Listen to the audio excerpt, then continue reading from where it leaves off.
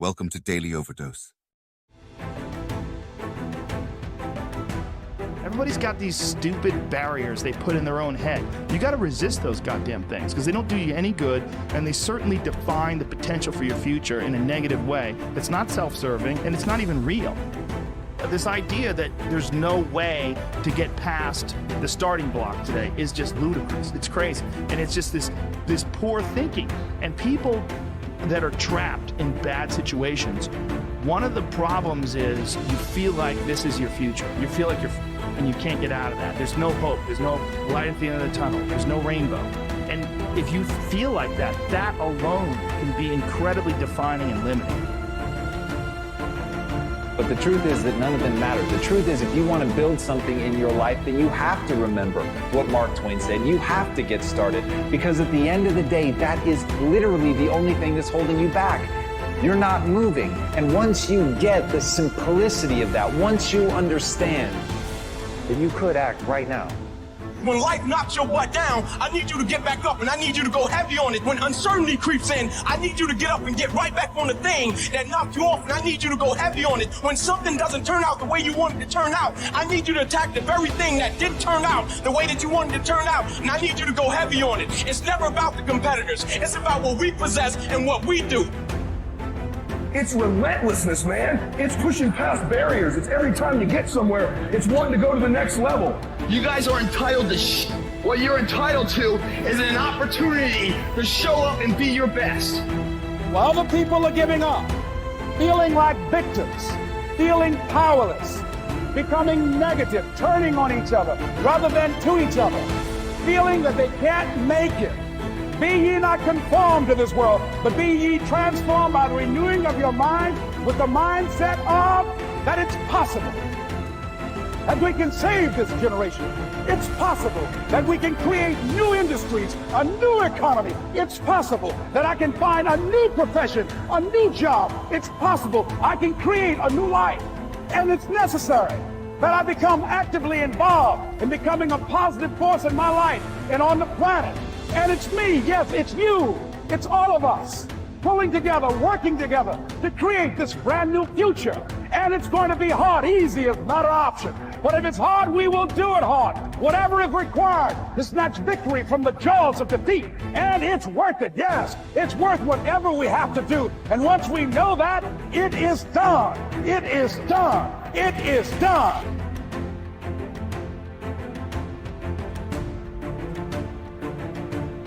I think we're all faced with great opportunities brilliantly disguised as impossible situations. And in order, like for me personally, and after looking through your book and reading a good portion of it, I mean, for me, there's no school of ancient wisdom that you need to go to be initiated. Your life is your initiation if you're paying attention. So we meet challenges in our life from a certain level of mind, right? A certain level of consciousness or unconsciousness. And even Einstein said we have to go to a greater level of consciousness than the consciousness that's created the problem. Well, what is consciousness? Consciousness is awareness. And awareness means possibilities that you haven't thought of before.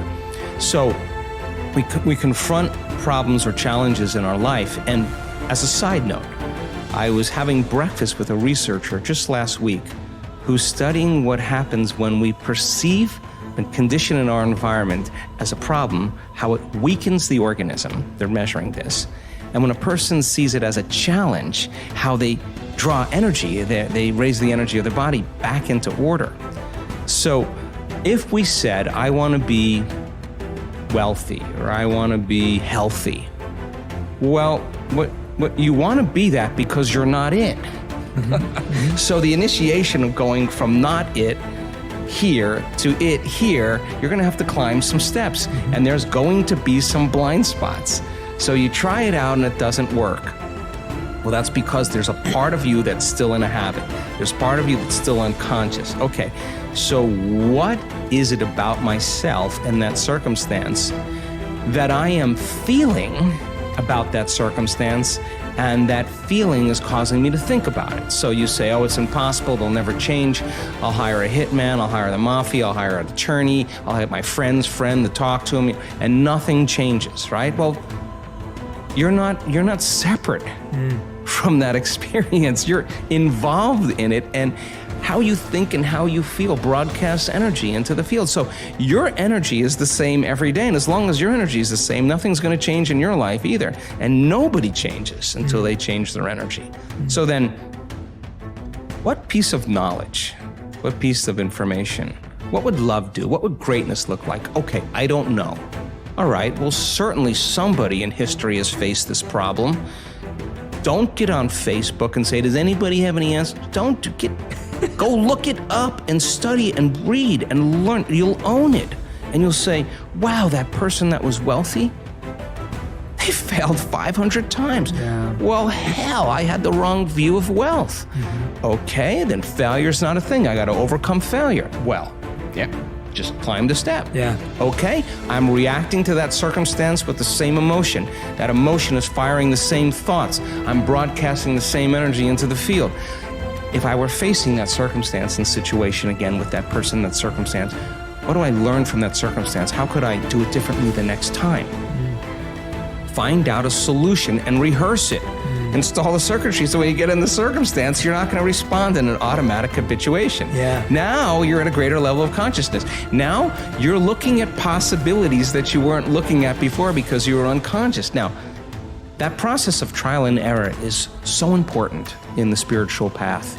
How many times do we have to forget before we remember? Oh, God. And then we remember and we forget again.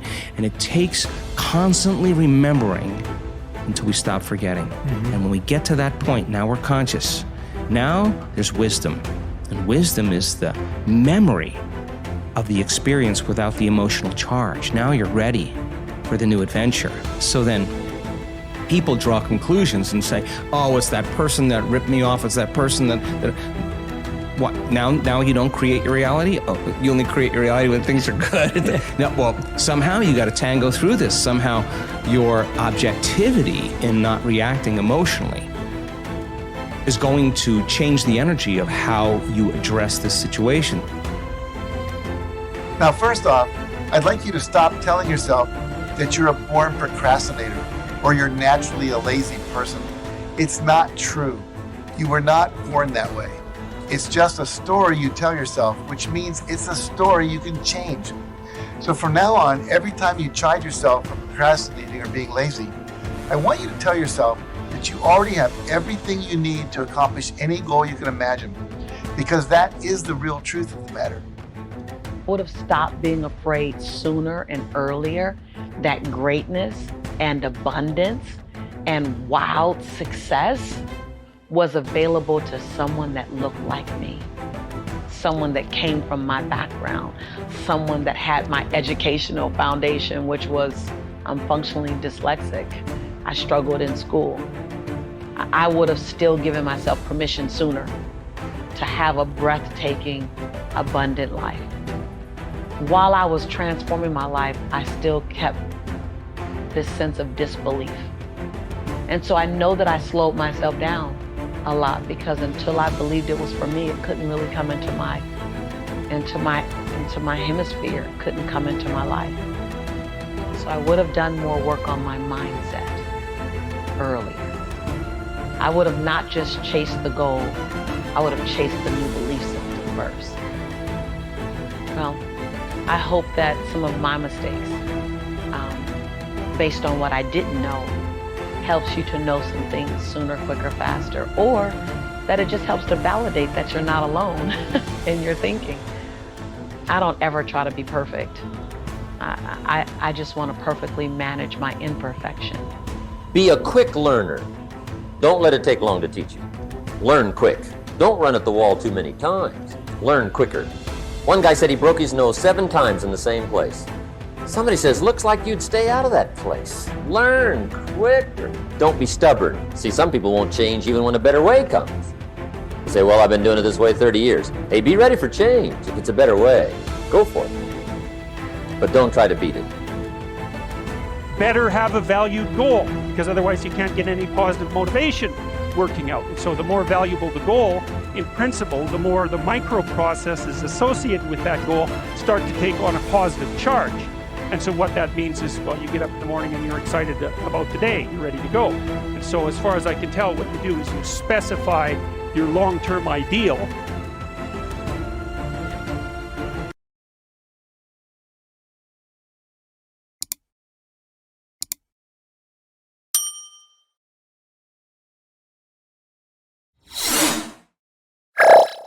Thank you for watching our videos.